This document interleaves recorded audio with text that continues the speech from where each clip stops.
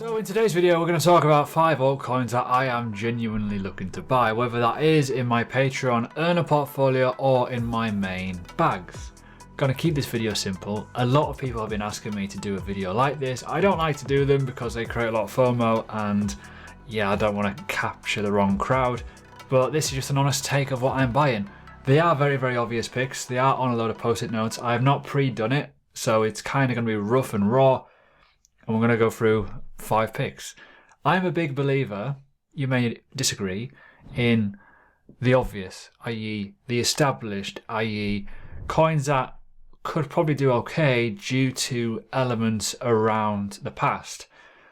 3 of these picks are incredibly obvious.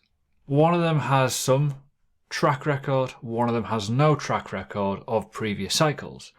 So they're a bit varied, but ultimately they're probably obvious to you guys if you know what I hold. But let's talk about it. In the previous cycle, I made a lot of my wealth through buying tried and trusted things. So I bought quite a few things that were in the previous cycle, hoping that it would do well because of revenue mechanisms through proof of, the stake essentially, the network effect, and time. Time in the market is key. And this is kind of an element of that too. So, without further ado, let's reveal it. I'm going to stick to the obvious one. On the first one is Polkadot, right? You probably would have known I was going to be accumulating this. The rewards are really good right now. The token emissions aren't too bad versus what they were back in the day. And most importantly, it's been around for a while now. This has been a company for quite a while. It hasn't been in the market for as long, but in terms of a revenue mechanism, the structure of the company, very healthy. A lot of the rumours are, oh, Gavin Wood has left. He hasn't. He's just went back to what he's used to. If you go onto the GitHub and if you look around, bear with me, source code, and look at like how busy this is, it is ridiculously busy. This is one of the busiest chains for developers and also for the likes of Gavin Wood. So when we look at Gavin Wood, for example, already since going back from being CEO, which is crap, let's be fair, to the obvious, a coder, which is what he is, it makes sense. So he's banished all the bollocks off and he's gone to what he's used to, which makes sense. Now for me, I think this value is pretty good. I think anything below $5 is pretty good value. It could obviously go lower. Remember the inflation rate on this token, so it's more beneficial for you to stake it because that obviously beats the inflation element of the emissions. However, it will grow, and I do think a lot of parachains will do well long term. It's just a bit naff with the emissions of them. However, fair value may be coming. So Polkadot, an obvious one. Layer 0, if the multi-chain narrative is there in the next cycle, could be one of the big ones. Anyways, next one. Matic. Obvious. As I say, I'm not buying at these levels. Disclosure, I do not have an order in for this in terms of live orders. There will be an order coming in very soon. I'm not going to reveal my price targets publicly, but if you're in Patreon, you'll know. However, scaling solutions and an obvious choice for a really good chain is Matic, Polygon. It's been around for a while. As I say, value isn't great at the moment, but long term it could be pretty good. This is doing very well in the bear market, so it's a bit of a one where you need to wait and be patient for it to drop down in price. For me, I do like it a lot. I think it's a very clear and obvious kind of solution for a lot of problems. There is alternatives out there if you want to go for an alternative. For example, Metis DAO is a good example of that. There's quite a few out there. However, there's a lot of partnerships going out on this, i.e. you can see this on the straight. You got Stripe launches payments, you got Instagram launching NFTs, and obviously Adidas and Prada launch NFTs, right? A lot of things are happening. A lot of people are going, oh, what chain should we use? I know, let's use this one because it works with the Ethereum virtual machine and it's very quick, it's very cheap, and it works. So there's obvious pick number 2. The third pick, again, it is kind of obvious. Now, I do not understand this. Why this gets such a bad rap. I genuinely don't see it. I take the piss sometimes when you look at certain things around Cardano, but I'm going for a hat trick this time. I bought it post ICO in the first cycle that I was fully involved in the first bull cycle.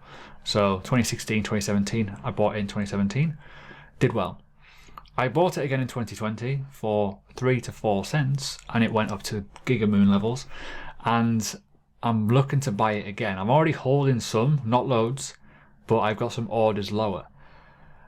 I just think Charles is a man. I think Charles knows how to articulate a coin. I think the technology is good. There's a lot of things happening. There's a lot of development as well. If you look at their GitHub as well, if you look at the developers in terms of the chain, all kinds of stuff is happening on this chain. But people still call it a ghost chain. It is still developing. Yes, it may be slow. It is developing slowly versus other things. But in terms of that isn't a bad thing. I would rather it be slow and do its thing properly than not. So for me, yes, I do want and hold Cardano. I think this could go back up in value again. Even right now at 31 cents, it seems like a pretty good buy versus the fact that it was $3.30 not too long ago. So that's technically a 10x if it goes back up there. May not. Obviously, we may never ever get all-time highs again. There's no such thing as certainty in investing. But, yeah, why not? I mean, it's kind of the obvious one in my eyes. Anyways, number 4. The one that isn't as obvious, but if you know it, you know it. Under a bit of problem at the minute. The big problem is the obvious. FTX, Genesis, and all those kind of exposure with, you know, those kind of prop firms that are not very proppy at the minute. There's a problem with that, obviously, 3 Hours Capital as well. Companies that are going bankrupt will be selling tokens. This is caught up in it. This is why it's dropped so low. But for me, fundamentals haven't changed. If anything, it looks stronger because the value proposition of the risk reward is much higher. I have been stacking it. I've been stacking it pretty hard. I still am. I still want to buy more. I'm looking to buy more lower again. If it goes below $1.50, I'll be looking to buy even more again. And I am buying. So from August time to now, my stables have obviously went down quite significantly because I have been buying projects. However, got to play the long game, so I can't go balls deep too early just in case it goes lower. The obvious is obvious. There's VCs stuck and trapped in these, and if they go bankrupt, they're going to sell their tokens. Look at Solana, for example. Near Protocol is another example here.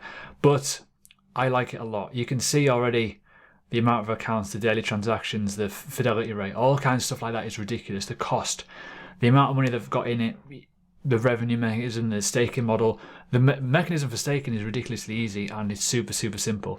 I do like it a lot. So yeah, has an element of interoperability, the fact that you can use Substrate as well via the Polkadot elements. You can do a lot of things with it. It's pretty damn awesome. And yeah, it's an obvious one. It really is. And if you know my accounts, well, you'll know roughly what I've been doing with it recently. And the final one, the wild card, the random one, that is probably obvious to a few people, but for some people not. It is Moonbeam. Why is it Moonbeam? It's kind of obvious in a way because it's a parachain. It's a... how do I word this without making it look bad? It's an obvious substitute to Ethereum. And we talked about Matic before, as in an obvious chain that is currently up and running. This, in my opinion, will be the next best thing versus that. This is quick, it is cheaper, and it works how Ethereum should work. If you've never used it before, I highly recommend you give it a go on MetaMask. You will notice a very, very big difference. Now, this is multi-chain. It does have the Ethereum virtual machine within it. It's really, really simple. There's going to be even more coming soon. It is super easy to stake on this as well. The fees are literally non-existent. You don't even notice them. But this is brand new. This is literally out the gate. It's less than a year old. It's going to get network effect. And it's already starting to see growth. You're already starting to see where the developers are going. The fact that you can plug in and play on this ecosystem alone is pretty important. And the obvious, you can use that Ethereum code-based language. So when we look at the likes of Avalanche, Solana, even, yeah, you can look at Matic, you can look at all these other chains that have the interoperability of what Ethereum language is, even Phantom, when it was going wild, when Ethereum was going wild and all that kind of stuff was happening and the prices were going to the moon. It was all because people wanted an alternative to Ethereum, but it also plugged into it, right? So when we look at those price points of where they went and how big it boomed, this is the next best thing, in my opinion, and the only one on, not so much the only one, but one of the big ones on the Ethereum Parachain kind of ecosystem. It makes sense to pick something like this. Now, I did get involved in the crowd loan. The emissions are pretty harsh. The emissions will be harsh for a while, so the prices probably will come down. So if you want something that is roughly 176 million market cap as a layer 1 that plugs into Ethereum on the Polkadot ecosystem with that security consensus, it's not a bad little shout in my opinion. But as I say, these are all my picks, and I know people have been crying out for them. Some of them are obvious. I'll give you my reasons why I'm holding them, and at the end of the day, investing is investing, right? Anyways, if you enjoy this, leave a like. If you want to know more about these, check out Patreon. I talk about them a lot. I also have price levels on certain assets as well, and I do journal when my orders hit, which does help people.